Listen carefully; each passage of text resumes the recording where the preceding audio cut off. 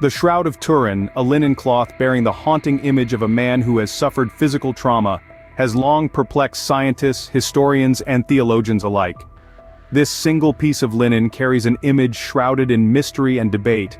Its authenticity as the burial shroud of Jesus Christ continues to be questioned. How the image came to be imprinted remains an enigma, with no clear consensus among the experts. This artifact, venerated as the burial shroud of Jesus Christ, continues to baffle us, its secrets locked away in the threads of time. Our journey through time takes us back to the Middle Ages, where the story of the shroud begins. As we delve into the annals of history, we find the Shroud of Turin first making its public appearance in Lille, France in the mid-14th century. A knight, Geoffroy de Charny, was its proud exhibitor, although how he came into its possession remains shrouded in mystery. The shroud's journey continued as it passed into the hands of the influential House of Savoy in the late 15th century. Here it was revered and protected, its image captivating the hearts of believers.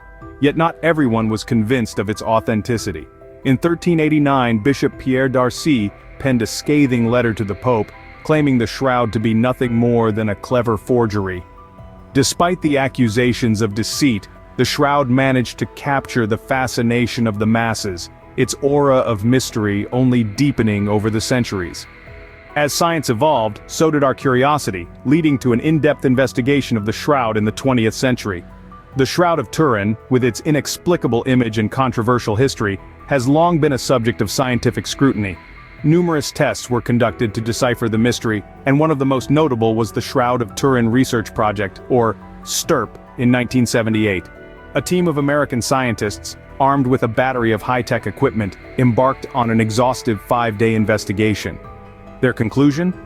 The image on the shroud was not painted or dyed. Instead, it seemed to be a result of some form of oxidation or dehydration of the fibers, a mysterious process that they could not fully explain. But the scientific scrutiny didn't stop there. The real controversy ignited 10 years later in 1988, when carbon dating tests were performed. 3 separate laboratories in Zurich, Oxford, and Tucson used the same accelerator mass spectrometry technique to date small samples of the shroud. Their results suggested that the linen was only about 700 years old, placing its origins somewhere between the years 1260 and 1390. This indicated that the shroud was likely a medieval forgery, not the burial cloth of Christ. However, this conclusion was not without its critics. Some argued that the samples tested were from a repaired area of the shroud, not the original cloth. Others claimed that the carbon dating process itself was flawed. And then there were those who pointed to the numerous artistic and historical inconsistencies that contradicted the medieval origin theory.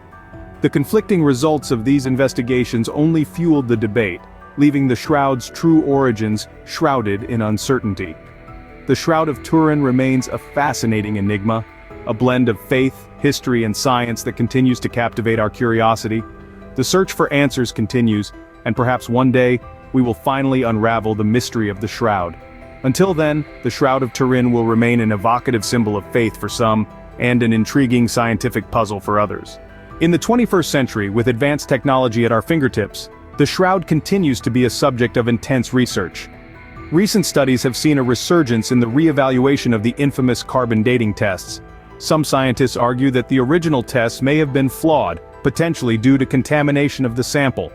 This has led to a call for renewed testing with more rigorous controls and modern methods.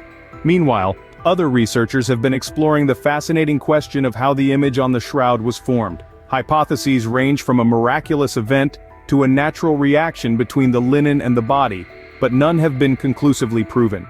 In a twist that seems ripped from a science fiction novel, DNA studies have also been conducted on the shroud.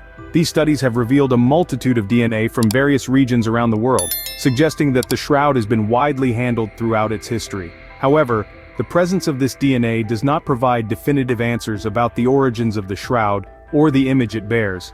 As we delve deeper into the mystery, the shroud continues to baffle and intrigue us. The more we learn, the more questions seem to arise, proving that the shroud is an enigma that is far from being fully unraveled. Despite numerous investigations, the mystery of the Shroud of Turin remains unsolved, its secret still eluding the grasp of modern science.